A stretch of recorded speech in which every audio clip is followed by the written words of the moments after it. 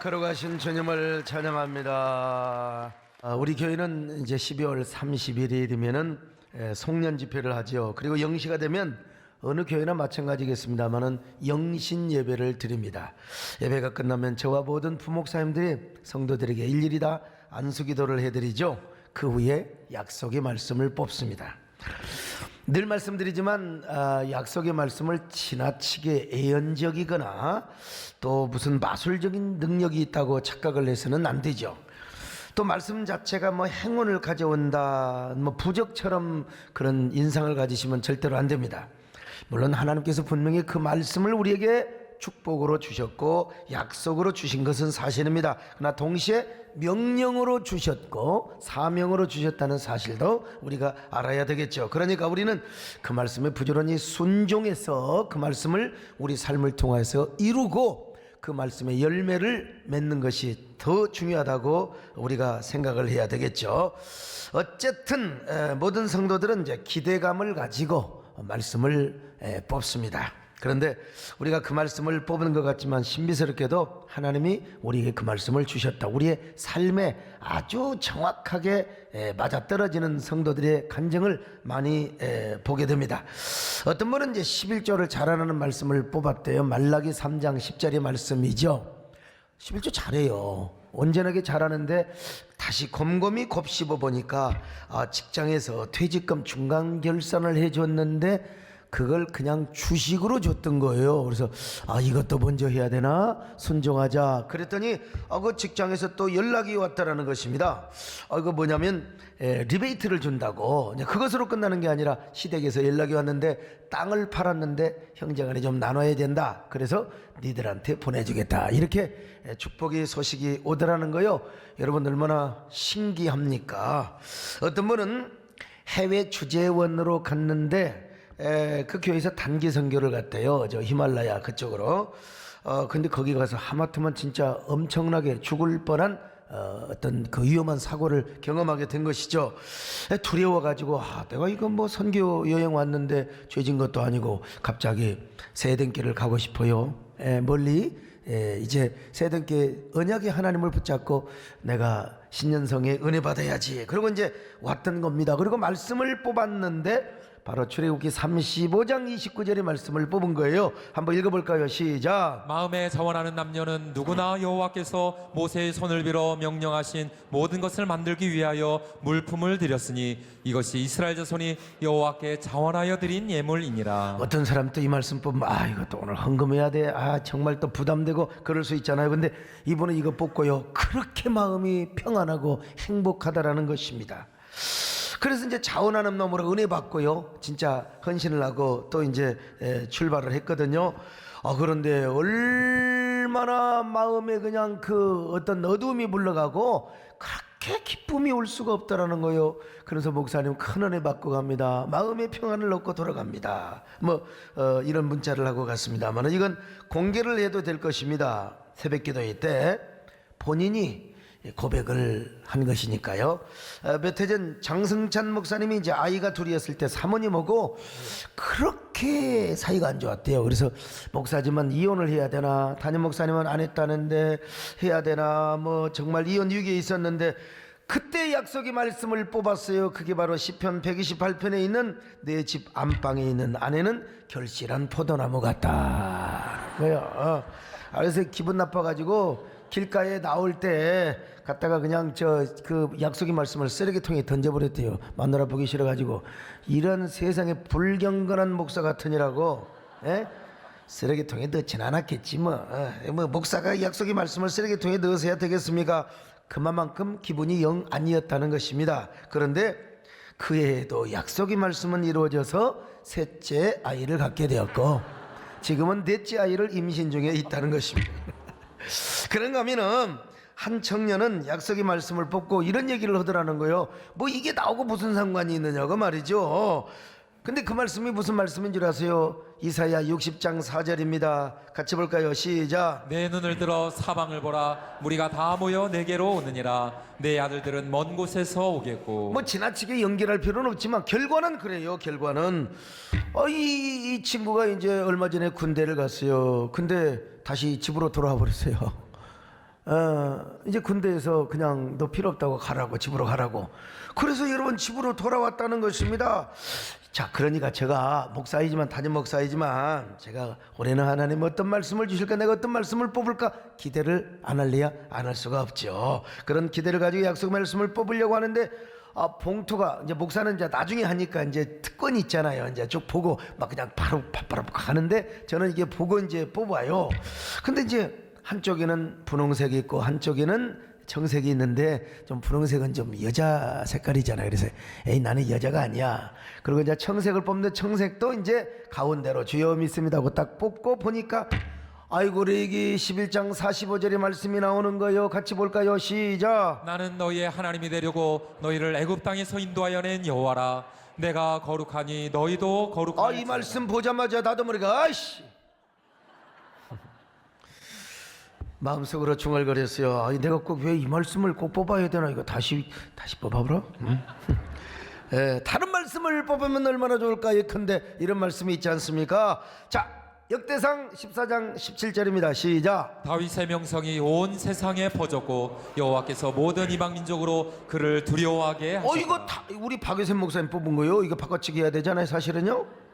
자, 신명기 28장 5절로 6절입니다. 시작. 내 광주리와 떡반죽 그릇이 복을 받을 것이며 내가 들어와도 복을 받고 나가도 복을 받을 것이니라. 자, 창세기 26장 4절입니다. 시작. 내 자손을 하늘의 별과 같이 번성하게 하며 이 모든 땅을 내 자손에게 주리니 내 자손으로 말미암아 천하 만민이 복을 받으리라. 아이 참, 세상에 이런 좋은 말씀도 있는데 왜 저에게 이런 말씀을 주시냐 이 말이요. 내가 거룩하니 너희도 거룩할지어다. 여러분 얼마나 부담스러워요. 근데 하나님께서 제 마음속에 이런 깨달음을 주시는 거요. 야, 하나님은 나를 그냥 두시지 않는구나. 하나님은 나를 포기하지 않으시고 하나님은 나에 대한 기대치가 굉장히 아마 높으신가 봐. 시대적인 영전 사상전을 하라고 하나님 나에게 이런 말씀을 주셨어. 사실 올해 저는요 좀 릴렉스를 하면서 좀 편안하게 살고 싶은 마음이 있었습니다. 우리 권사님이 하도 촉새처럼 잠새처럼 좀 쉬어. 그래서 이제 올해는 좀 쉬려고 했죠. 사실은 작년에 너무너무 힘들었잖아요. 이번 주도 목요일 저녁 미국 갔다 오늘 새벽에 떨어졌다니까요. 그래서 지금 일부부터 지금 예배를 인도하고 있어요. 좀 여가 생활도 좀 하고 산도 좀 다니고, 제가 어릴 때부터 좋아하는 게 물고기 잡는 거, 물고기도 좀 잡고 그러면 얼마나 좋을까. 그런데 하나님은 올 한 해 거룩한 종이 되라 이런 말씀을 주셨어요. 아마 제가 좀 약속의 말씀 조금 더 보완을 하고 했으니까 우리 아마 이성 목사님이 이 말씀을 추가한 것 같은데요. 그러나 아무튼 저에게는요 이 말씀이 사명이고 최고의 축복의 말씀이기 때문에 하나님 저에게 이 말씀을 주신 거예요. 저뿐만 아니라 행여라도 이 말씀 뽑으신 분들, 이게 이렇게 축복이구나 오늘 깨닫는 여러분 되시기를 주의 이름으로 축원합니다. 그걸 알기 위해서는 거룩의 의미가 무엇인가를 알아야 합니다. 거룩이란 말은 히브리 말로 카도시, 카도라는 말에서 나왔는데 이 말은 구별하다라는 뜻이죠. 그러니까 거룩이란 말은 하나님 앞에 속된 것을 일단 세상으로부터 우리가 구별을 받아서 하나님 앞에 속하고 드려진 상태를 의미하는 것입니다. 세속으로부터 구별이 되어서 하나님 앞에 흠과 티와 주름이 없이 하나님 앞에 정결한 상태로 받쳐진 이러한 것을 거룩이라고 하는 거예요. 자, 여러분 레위기의 주제가 뭔 줄 아세요? 거룩입니다. 레위기가 복잡하고 제사 규례, 속죄 규례 다 있지만 한마디로 딱 줄이라면 레위기는 거룩이다. 한번 따라 하실까요? 레위기는 거룩이다. 그래서 레위기에 나오는 모든 속죄 규례도 거룩을 회복하기 위해서고, 짐승의 피를 뿌리고 속죄 제사를 드리고 전부 다 거룩을 위해서 그런 거예요. 거룩을 회복하기 위해서. 뿐만 아니라 신약에 와서 하나님의 구속의 목적도 이 거룩을 회복하기 위하여. 그래서 베드로 사도는 이 예수 그리스도의 핏부림과 거룩과의 관계를 이렇게 말씀하고 있습니다. 베드로전서 1장 2절입니다. 시작. 곧 하나님 아버지의 미리 하심을 따라 성령이 거룩하게 하심으로 순종함과 예수 그리스도의 핏부림을 얻기 위하여 택하심을 받은 자들에게 편지하노니 은혜와 평강이 너희에게 더욱 많을지어다. 여러분 항상 거룩한 성도 되시기를 바랍니다. 우리가 이 거룩을 회복하기 위해서 딱 전제 조건이 하나 있어요. 그것은 바로 뭐냐? 정결입니다. 정결을 전제로 해야 정결이 갖춰줘야 우리는 거룩의 은혜 속에 들어갈 수가 있는 것입니다. 정결 없는 거룩은 있을 수가 없어요. 반드시 정결이 있는 상태에서 거룩으로 나갈 수 있고, 그리고 거룩을 회복할 수 있거든요. 자, 그러면 거룩은 뭐고 정결은 뭔가? 저도 옛날에는 거룩과 정결이 같은 것인 줄 알았어요. 천만의 말씀입니다. 오늘 이 거룩과 정결의 차이를 레위기서 10장 10절에서 명확하게 구별해주고 있습니다. 자, 레위기 10장 10절입니다. 시작. 그리하여야 너희가 거룩하고 속된 것을 분별하며 부정하고 정한 것을 분별하고. 자, 여러분, 레위기는 이렇게 거룩과 세속, 정결과 부정으로 구분하고 있습니다. 즉 성과 속, 그리고 거룩과 부정결을 구분하고 있는데요. 거룩과 세속은 신적 영역의 표현이요, 그리고 정결과 부정은 인간의 영역의 표현입니다. 저 도표를 보는 것처럼요. 이렇게 성속은 신적 영역에 속해 있고 정부정은 인간의 영역에 속해 있습니다. 왜 그럴까요? 성경 보세요. 여러분, 성경은 정결하신 하나님, 정결하신 여호와 하나님이여, 이런 표현은 없습니다. 정결과 부정은 인간에게만 표현이 되는 것입니다. 바로 정결과 부정결은 인간의 영역에서만 수식되고 인간에게만 표현이 되는 거예요. 우리가 정결하자, 우리 정결한 영성을 우리가 소유하자, 인간의 영역이요. 그런데 성경을 보니까 우리 하나님은 어떻게 수식이 되느냐? 정결하신 하나님은 아니지만 거룩하신 하나님. 그렇습니다. 거룩하신 하나님. 그러나 우리가 하나님께 속하여서 아무리 거룩하였다 할지라도 세속화되어 버리거나 부정결하게 되면 당장 우리가 그러니까 세속의 사람이 될 수가 있어요. 어제는 거룩했는데 오늘 우리가 세속지 않은 사람이 될 수 있어요. 오늘은 거룩했는데 내일은 또 부정하게 되고 내일은 그야말로 세속적인 사람이 될 수가 있다는 것입니다. 왜? 우리는 거룩 자체가 아니기 때문에 그렇습니다. 하나님의 은혜로 거룩에 참여하기 때문에 그런 거지요. 자, 그렇지만 하나님의 은혜로 우리가 속되지 않고 거룩을 유지하는 한 다른 것을 거룩하게 할 수가 있습니다. 다시 말하면 거룩에는 전념성과 영향력이 있다는 것이죠. 그러므로 우리는 거룩을 전념시켜야 할 사명이 있습니다. 거룩의 영향력의 지경을 우리가 넓혀 나가야 할 필요가 있어요. 여러분, 먼저 거룩한 사람이 되시기를 바랍니다. 하나님의 은혜로 이 거룩의 영향의 지경을 여러분들이 넓혀갈 수 있기를 축원합니다. 근데 정결에는 그런 영향력이 없습니다. 정결은 그 자체로만 존재해요. 전념성과 그리고 영향력이 없다는 거지요. 정결과 부정결은 인간에게만 수식되고 표현되는 말입니다. 그러므로 여러분, 정결이라고 하는 것은 거룩과는 달라요. 제2 바깥에 존재하는, 다시 말하면 제사, 성전 바깥에 존재하는 것이고 하나님 바깥에 존재하는 것이라는 거예요. 자, 그런가 하면은 여러분, 이 정결은 거룩과 부정결 사이에는 중립 상태입니다. 거룩을 접근하기 위한, 거룩을 향하여 접근하기 위한 하나의 전제 상태요, 기본 상태요, 중립 상태라는 것입니다. 그러면 정결과 부정결 사이의 중립 상태란 말이 무슨 말이냐? 하나님 앞에 정상적으로 놓여 있는 거예요. 기본적인 입장이죠. 하나님 보시기에 기본적 상태나 정상적 상태로 존재하는 것, 만약에 비정상으로 존재하는 건 하나님 앞에 부정결합니다. 그러니까 우리가 여러분, 피라고 하는 것은 흘리는 게 부정한 것이거든. 근데 이제 여자들의 생리라든지 또 남자들의 몽정이라, 이게 전부 다 비정상적인 상태예요. 올바로 놓여 있는 상태가 아니라 비정상. 그러니까 이게 뭐예요? 부정한 것이죠. 그게 부정결한 상태라 이 말이죠. 그런데 하나님 보시기에 아무리 정상적인 상태로 놓여 있다 할지라도 우리가 정결 안에 이제 깨끗한 사람이 되었어요. 이것이 하나님께 구별되어 드려지지 않거나 하나님께 바쳐지지 않으면 이건 거룩이 또 아니라는 거예요. 하나님께 바쳐져서 그분께 온전히 드려져 있을 때 이게 비로소 거룩이라는 것입니다. 자, 그런 의미에서 히브리어로 거룩이라는 단어가 또 하나 있는데 이게 바로 헤렘이라는 단어입니다. 하나님께 드려지고 헌신되어진다는 거요. 이 사실을 레위기서 27장 28절에서 말씀하고 있습니다. 같이 볼까요? 시작. 어떤 사람이 자기 소유 중에서 오직 여호와께 온전히 바친 모든 것은 사람이든지 가축이든지 기업에 바치든지 팔지도 못하고 무르지도 못하나니 바친 것은 다 여호와께 지극히 거룩함이며. 여러분, 바쳐진 건 거룩해요. 그러므로 여러분 절대 조심하셔야 돼요. 어떻게 내가 이제 헷가닥 해가지고 하나님 앞에 헌금을 했네 하고 나중에 후회해가지고 목사님 내줘요. 난 이런 사람 치고 복 받는 사람 하나도 없습니다. 네가 오늘 또 이따가 헌금할 때 정신 똑바로 차려 가셔야 돼. 그거 해놓고 이거 목사님 내고 10,000원짜리 내려고 그러는데 10만원짜리 들어갖고 이거 내주세요, 이런 건 없어요. 하나님 앞에 드려진 건 거룩하다. 한번 따라합시다. 드려진 건 거룩하다. 예. 그러므로 하나님 보시기에 여러분 아무리 깨끗해도 일단 드려지는 것은 뭐냐? 하나님 것이고 거룩한 것이 된다 이 말입니다, 여러분요. 예. 근데 여러분, 인간의 영역, 즉 성전 바깥에 구약에 얼마나 양이나 염소나 그리고 비둘기 이런 거 있잖아요. 소 다 정결한 짐승이요. 근데 그게 수천만 마리 수백만 마리가 있어도요 소용없어요. 이거 하나님 앞에 드려져야 됩니다. 그래야 거룩한 짐승이 되는 거예요. 깨달아지면 아멘 하시기 바랍니다. 예. 아무리 그 짐승이 정결하다 할지라도 그것은 정결 그 자체로만 존재하는 것입니다.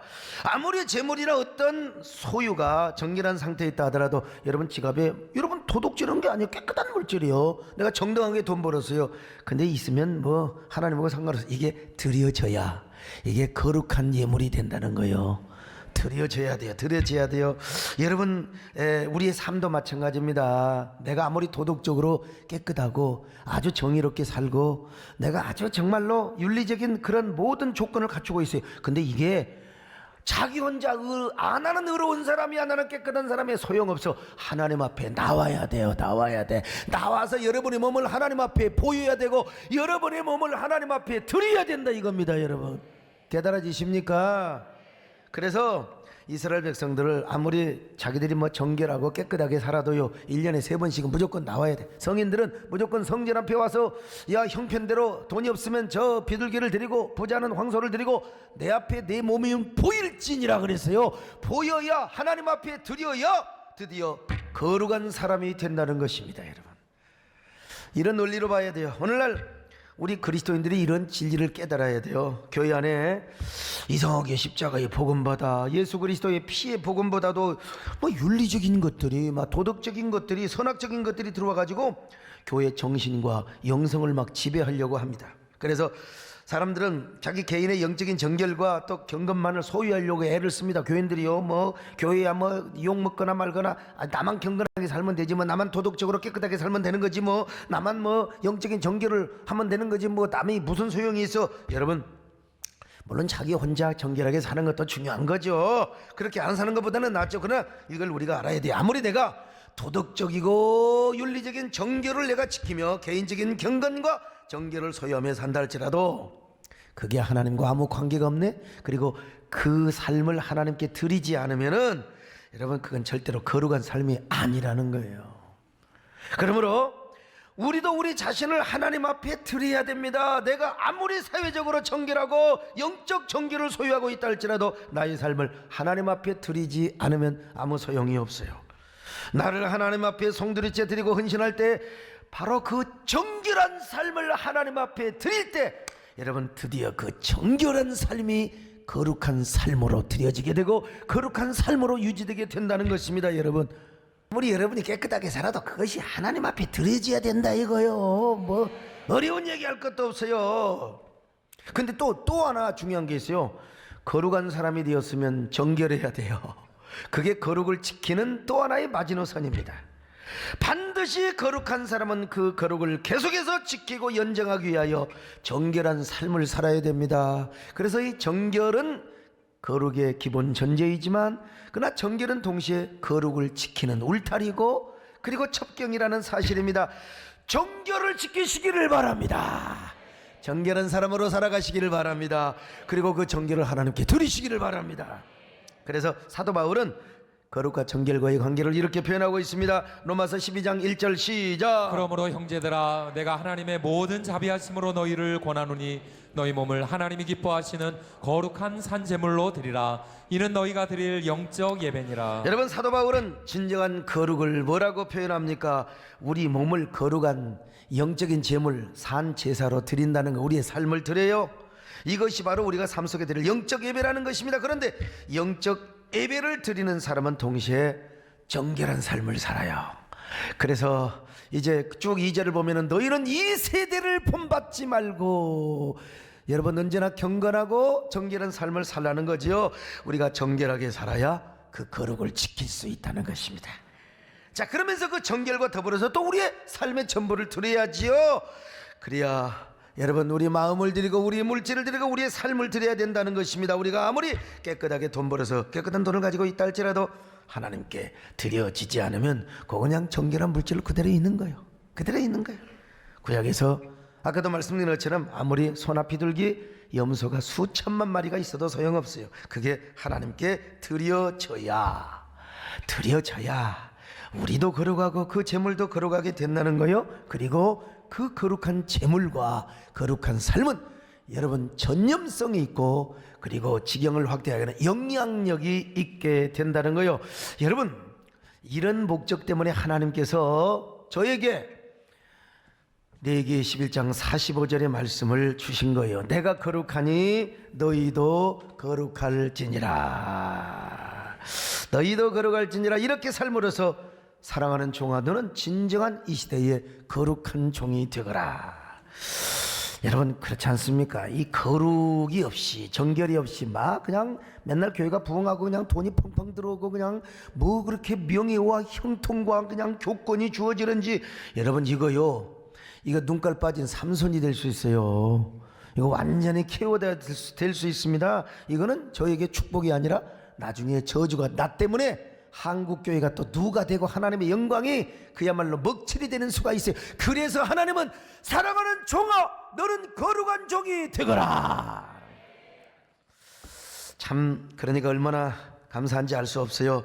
여러분도 이렇게 먼저 하나님께 정결을 갖추고 그 정결한 삶을 하나님께 드릴 수 있기를 바랍니다. 그리고 하나님께 구별될 뿐만 아니라 헌신하는 삶을 사시기를 축원합니다. 거룩의 퍼스트 무버가 되시기를 축원합니다.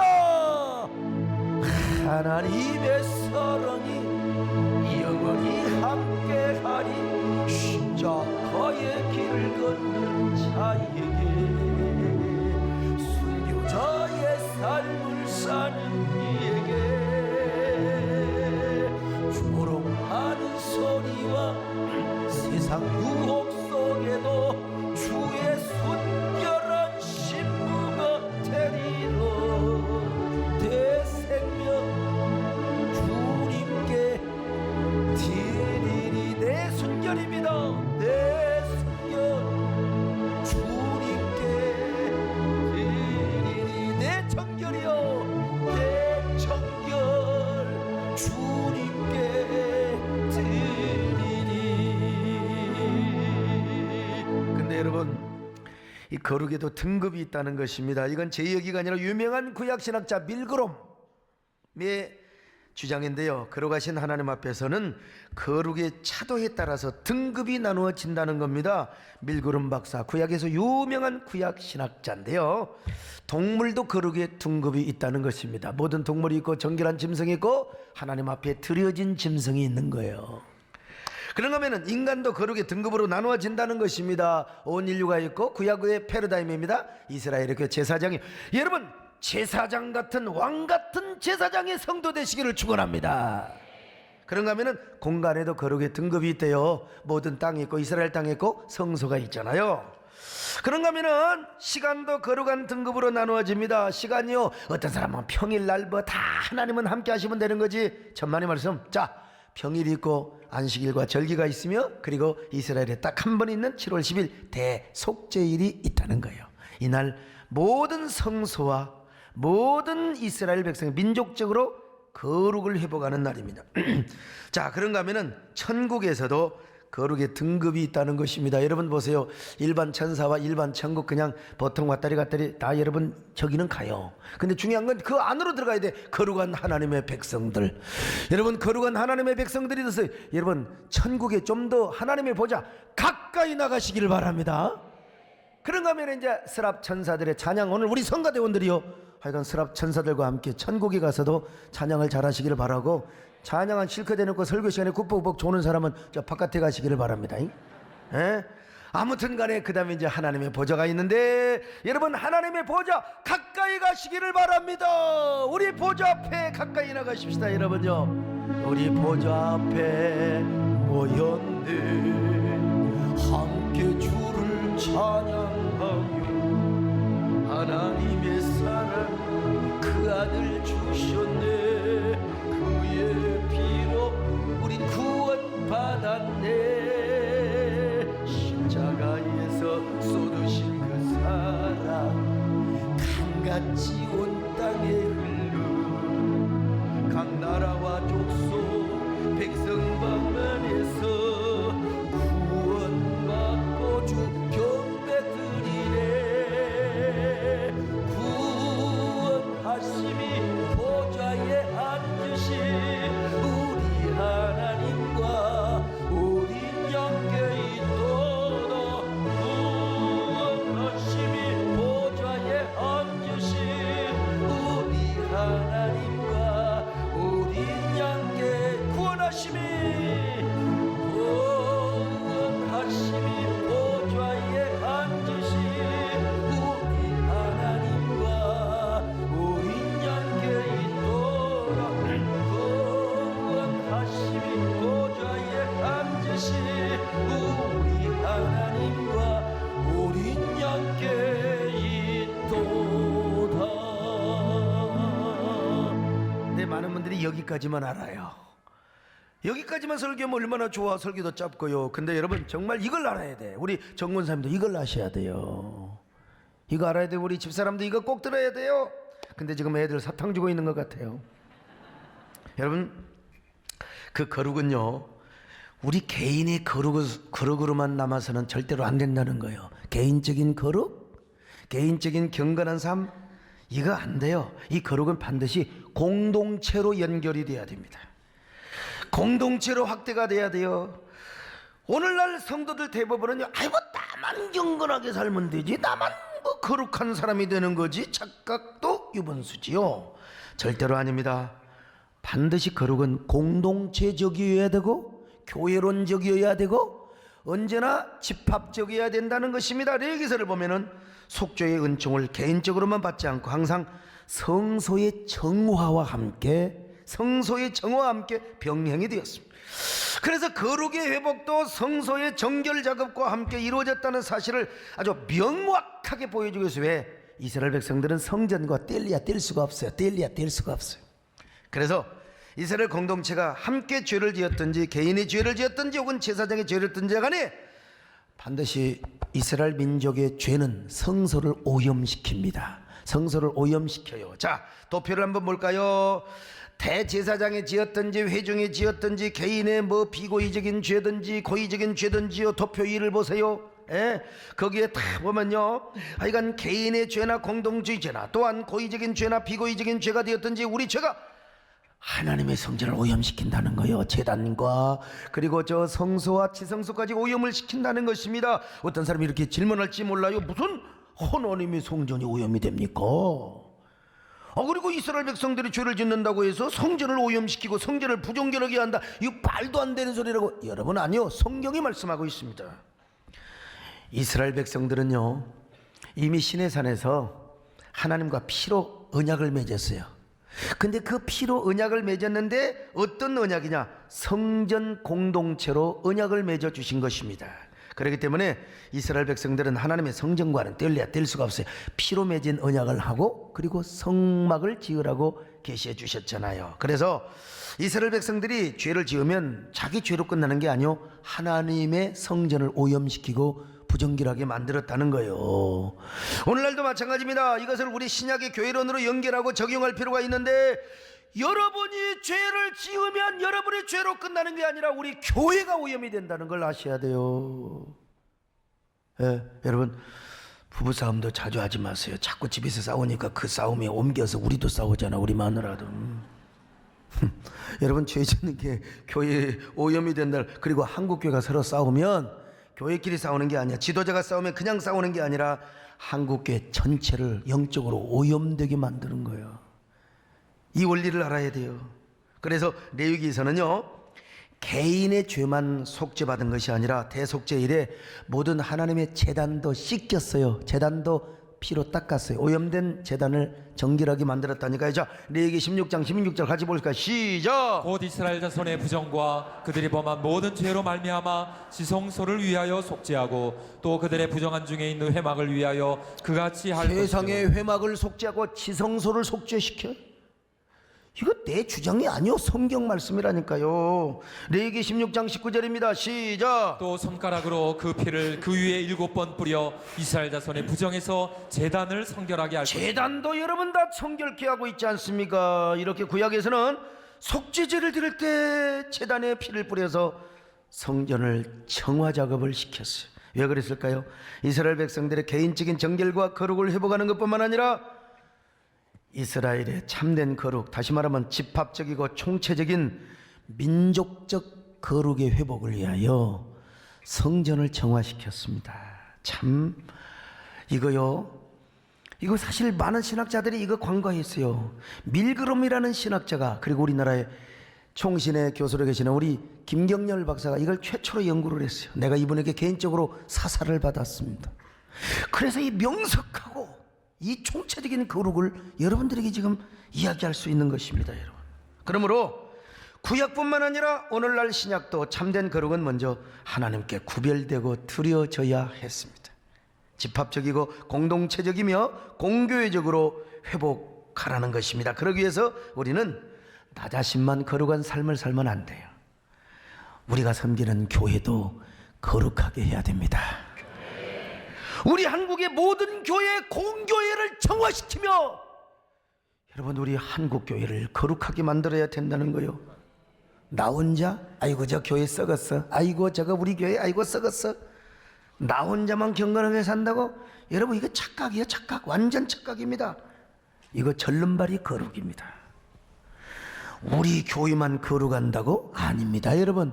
우리 교회만 영적으로 충만하다고? 아닙니다. 우리 교회가 거룩했으면 남의 교회도 거룩하게 만들어야 되고요.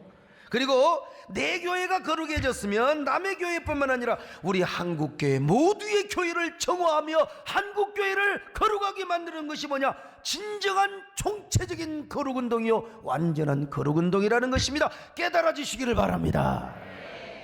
부족하지만 제가 이런 사역을 했어요. 제가 항상 배고픕니다. 내가 이렇게 뭐 모르는 거 있으면 항상 공부하려고 그래요. 레위기도 내가 알지 못하는 뭐가 있을 텐데, 그래서 우리나라에서 레위기 정무관본을 딱 한 분 계시는 거예요. 내가 그분을 찾아서 공부를 했습니다, 여러분.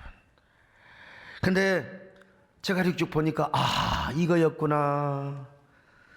교회 개혁과 부흥운동을 주도했을 뿐만 아니라 교회 생태계를 보존하고 공교를 세우는 사역, 교회 영광성과 거룩성을 세우는 사역, 이게 바로 레위기에서 말하는 속죄사역이고 거룩한 운동이고, 이것이야말로 온전한 거룩운동이구나.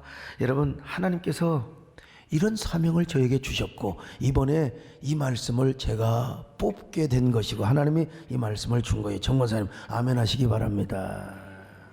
나더러 찰났어. 올 한 해 하나님의 이런 사역을 하나님이 하라고 하나님께서 저에게 이런 말씀을 주셨고, 하나님은 저에게 너 한 번 사는 인생이야, 뭐 죽고 사는 건 나한테 달려있어요. 나 죽으려면 진즉 죽었죠. 근데 하나님께 살려주시고 은혜를 베풀어 주셔서 이 세상에 나는 오늘 1, 2부는 뭐 도대체 뭔 설교는지 몰랐어요. 여러분, 비행기 타고 새벽에 내려가지고 한번 한다고 생각해 보세요. 아무리 그렇다 하더라도.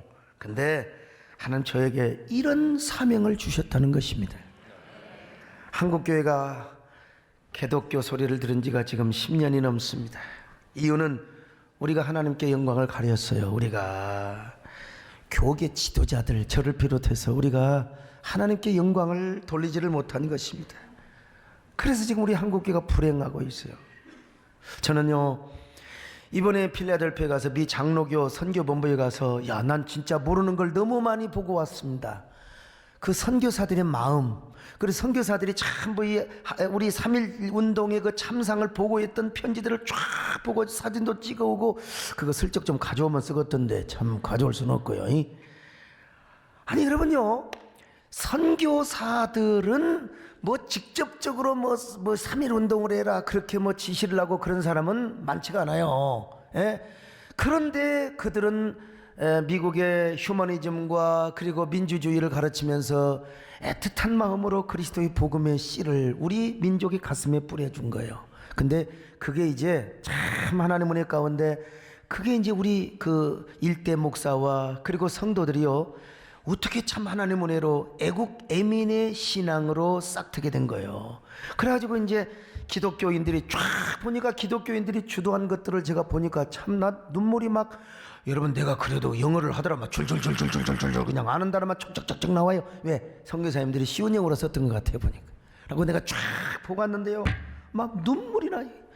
우리 한국의 초대교회는 여러분 정말 민족의 멍든 가슴과 민족의 고난에 동참하고요. 그랬는데 언제부턴가 이 산업화 근대화를 하면서 우리가 자꾸 이 물량화, 속도주의 그리고 세속주의에 편성을 하게 된 거예요.